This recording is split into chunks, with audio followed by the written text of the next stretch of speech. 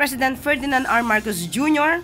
has directed the Department of Budget and Management and the newly appointed Secretary of the Department of Public Works and Highway to conduct a sweeping review of the DPWH budget under the proposed 2026 National Expenditure Program.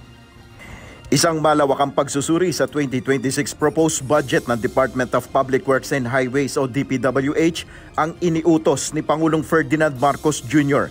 Kasunod dito ng pagkwestiyon ng ilang mambabatas sa nilalaman ng panukalang budget ng DPWH kung saan mayroon umanong mga naisingit na mga kahinahinalang proyekto. Ang naturang pagrepaso ay dapat magbunga ng nararapat na pagbabago o rebisyon sa panukalang budget ng ahensya upang matiyak na magagamit na tama ang pondo ng taong bayan. The President emphasized that the review must lead to the necessary changes to guarantee transparency, accountability, and the proper use of the people's money, ensuring that resources are directed toward infrastructure projects that genuinely serve and benefit the Filipino people. Nilinaw ng Malacanang na hindi kailangang ibalik ng buo sa executive branch ang 2026 National Expenditure Program o NEP mula sa Kongreso, kundi magsusumiti lamang umano ng ilang pagtatama ang Budget Department sa ilang bahagi ng NEP. Ang sabi po kasi ng DBM, hindi na po maibabalik yung NEP sa kanila.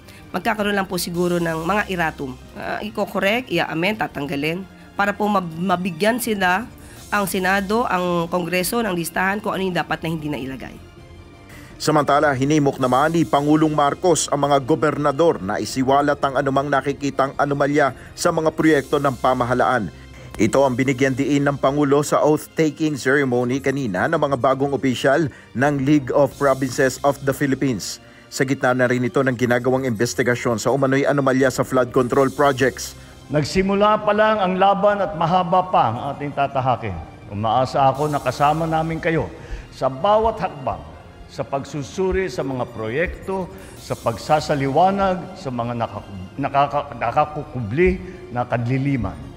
Kaya't hinihikayat ko kayo, paglingkuran natin ng buong katapatan ng sambayanan. Tiyakin natin nasa wasto ang mga proyekto na ipinapatupad ng pambansang pamahalaan at ng lalawigan, at isiwalat natin kung may makikitang taliwas. Sinagot naman ng Malacanang ang pasaring ni Vice President Sara Duterte na kaya umanong tapusin sa isang araw ang investigasyon sa flood control projects.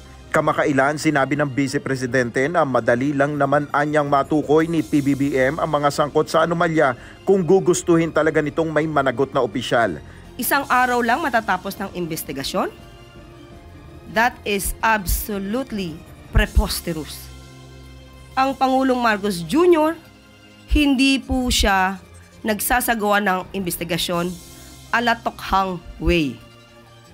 Binalikan rin ni Yusek Castro ang hinarap na isyu noon ng ama ng Vice Presidente na si dating Pangulong Rodrigo Duterte. Kung isang araw lang po dapat ito na imbestigahan, sana po ay ito ay kanyang nasuggest noon sa kanyang ama dahil mismo ang dating Pangulong Duterte ay umamin na maraming ghost projects rampant noon. This is November 2020 inilabas. Pero may nasibakbang secretary ng DPWH sa panahon niya. Nel Maribuhok, UNTV News and Rescue, Diyos ang aming sandigan, serbisyo publiko ang aming pinaalagahan.